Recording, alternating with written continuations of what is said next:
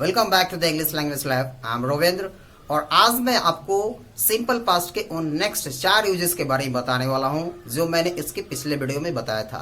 ये simple past का हम लोग का सेकेंड पार्ट है और इसमें हम सीखेंगे पिछले वीडियो के 4 बाकी के यूजेस के बारे में। तो चलिए चलते हैं और देखते हैं वो 4 यूजेस कौन है और किस प्रकार से उनका और कहां पर यूज किया जा रहा है। तो बने रहिए इस वीडियो के साथ और इसको देखिए पूरा अंत तक।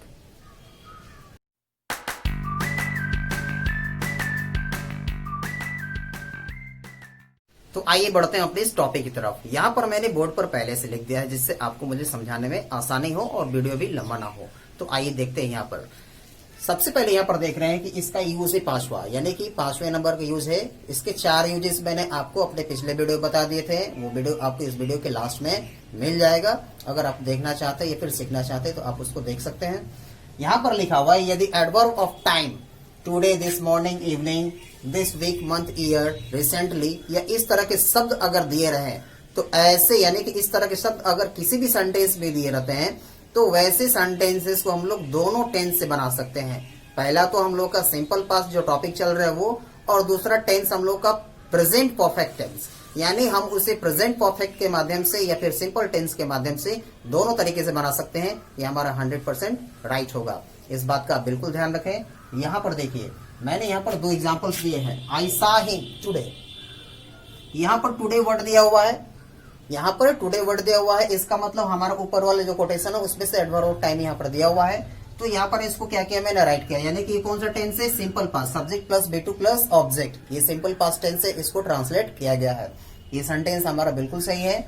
वैसे ही I have seen him today, I have seen him today, यानी यहाँ पर भी टुडे वर्ड दिया हुआ है और इसको बनाया गया has plus has A have plus verb 3, यानी कि इसमें क्या हम लोग का प्रेजेंट परफेक्ट टेंस अप्लाई किया गया है। और ये भी हमारा सेंटेंस क्या है, बिल्कुल सही है।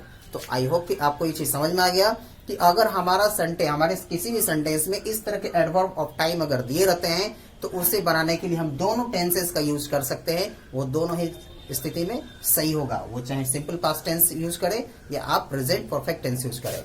अब देखिए नंबर 6, इसका जो यूज है वो बता रहा है suppositional sentence generally started with if, as if, as though, if only, I wish, she wishes, dash dash, etc। यानी कि इस तरीके से आप क्या करेंगे कि अगर सपोजिशनल सेंटेंस, जैसा कि मैंने आपको अपने कंडीशनल सेंटेंस में सपोजिशनल सेंटेंसेस के बारे में बताया था, ये सभी वर्ड का मतलब काश होता है। ये बिल्कुल आप ध्यान रखें कि इन सभी का मतलब, कोई भी इसमें से वर्ड आप उठा लीजिएगा तो इसका मतलब होता है काश।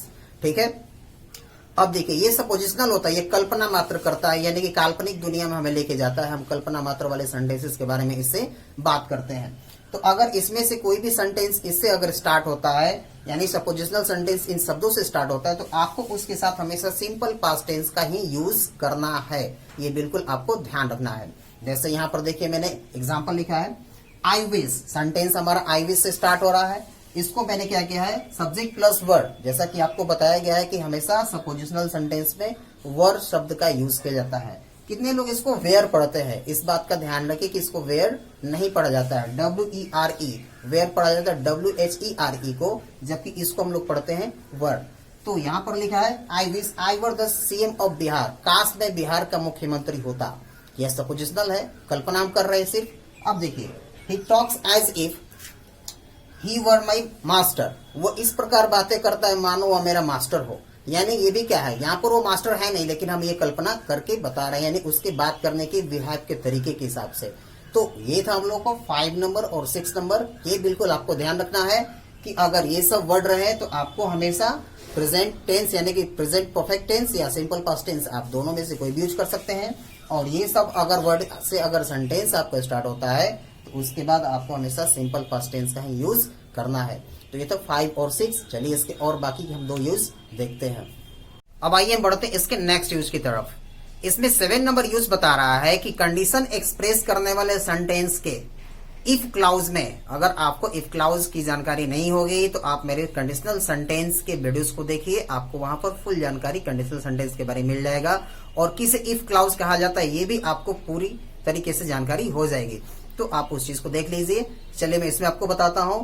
इसमें कह रहा है कि कंडीशन एक्सप्रेस करने वाले सेंटेंस के इफ क्लाउज में सिंपल पास्ट टेंस का प्रयोग किया जाता है। ऐसे सेंटेंसेस से प्रेजेंट या फ्यूचर टाइम का बोध होता है, यानी कि प्रेजेंट या फ्यूचर टाइम के बारे में, यानी उसी सेंस को ये एक्सप्रेस करता है। टेंस तो रहेगा, यानी कि सेंटेंस आपका सिंपल पास्ट रहेगा, लेकिन उसका जो सेंस होगा वो प्रेजेंट या फ्यूचर का होगा। तो इस बात का आपको फुल जानकारी रखना है। अब देखिए यहाँ पर कुछ एग्जाम्पल दिया गया है, उससे हम लोग देख लेते हैं। लिखा है if you got 90% marks you would get a prize. अगर तुम 90% मार्क्स लाते हो तो तुम्हें एक पुरस्कार मिलेगा। अब देखिए सेंटेंस तो हमारा ये सिंपल पास्ट में है, सब्जेक्ट प्लस B2, लेकिन ये सेंटेंस हमारा क्या है, इफ क्लाउज है।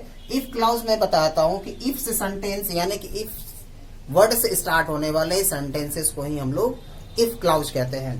तो ये सेंटेंस यहां से यहां तक हमारा पूरा क्या है, इफ क्लाउज है, और इसमें सिंपल पास्ट टेंस का प्रयोग किया गया है। लेकिन इससे जो है वो पास्ट टाइम का नहीं, बल्कि प्रेजेंट या फ्यूचर टाइम का हमें एक्सप्रेशन होता है। तो यहाँ पर ये फ्यूचर को एक्सप्रेस कर रहा है, क्योंकि कह रहा है कि अगर तुम 90% मार्क्स लाते हो तो तुम्हें एक पुरस्कार मिलेगा। मार्क्स लाने का काम अभी नहीं किया गया और ना ही हो रहा है और ना ही हो चुका है, बल्कि अभी होने वाला है, इसलिए हमारा फ्यूचर को एक्सप्रेस कर रहा है। सेकेंड एग्जाम्पल कह रहा है if you reached in time you might catch the train. अगर तुम समय पर पहुंच पाते हो तो तुम ट्रेन पकड़ लोगे, यानी कि अगर तुम समय पर पहुंच जाओगे तो तुम्हें ट्रेन मिल जाएगी। तो ये सेंटेंस हमारा सिंपल पास्ट में होने के बावजूद भी प्रेजेंट या फ्यूचर को एक्सप्रेस कर रहा है। आपने इसको देख लिया और आप समझ भी गए होंगे। अब चलते हैं इसके 8वें यानी कि लास्ट यूज की तरफ। 8 नंबर यूज में कह रहा है, यानी कि 8वें यूज में कह रहा है कि यदि पास्ट में कोई कार्य जारी हो, यानी कि पास्ट में यानी कि भूतकाल में अगर कोई काम हो रहा हो किसी व्यक्ति के द्वारा और उसी के दौरान कोई एक दूसरा काम हो जाता है, यानी एक काम चल रहा है और इसी के दौरान कोई दूसरा काम हो जाता है, तब उसके लिए यहां पर देखिए लिखा हुआ है फॉर कंटिन्यूड वर्क, यानी कि जो काम जारी है उसके लिए पास्ट कंटिन्यूअस टेंस यूज करना है। और जो काम उसी दौरान हुआ, यानी कि उसी काम के दौरान हो गया, उसी के बीच हुआ, उसके लिए हमें क्या करना है, सिंपल पास्ट टेंस का यूज करना है। ये बात आपको बिल्कुल ध्यान रखना है। अब देखिए यहाँ पर मैंने एग्जांपल लिखा है when she was cooking food her husband came, यानी कि जब वो खाना बना रही थी उसी दौरान उसका पति आया। अब देखिए यहाँ पर उसी दौरान ही ये काम हो रहा है, एक काम पहले से हो रहा है, तो जो काम पहले से जारी है उसके लिए पास्ट कंटिन्यूअस टेंस का प्रयोग किया गया है, लेकिन जो उसी दौरान वो काम हुआ उसके लिए सिंपल पास्ट टेंस का प्रयोग किया गया है।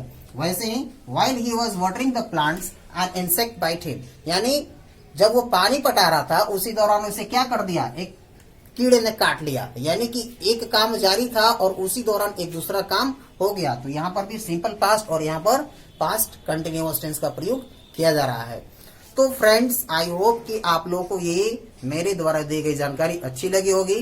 ये था हम लोगों का जो ये 8 यूजेस थे। पहले के 4 आपको फर्स्ट पार्ट में मैंने पढ़ा दिया था और ये सेकंड पार्ट में मैं आपको इसके 4 यूजेस को बता रहा हूं। अगर आपको मेरे द्वारा पढ़ाया गया ये चीज अच्छा लगा और आप इससे सेटिस्फाइड है तो मेरे वीडियो को अधिक से अधिक आप शेयर करें और मेरे इस पेज को यानी कि मेरे यूट्यूब चैनल को लाइक करें और इसे सब्सक्राइब करें और उसके बेल आइकन प्रेस जरूर आप करें ताकि आपको नई वीडियोस के अपडेट हमेशा मिलते रहे। Thanks for watching guys and take bye and take care.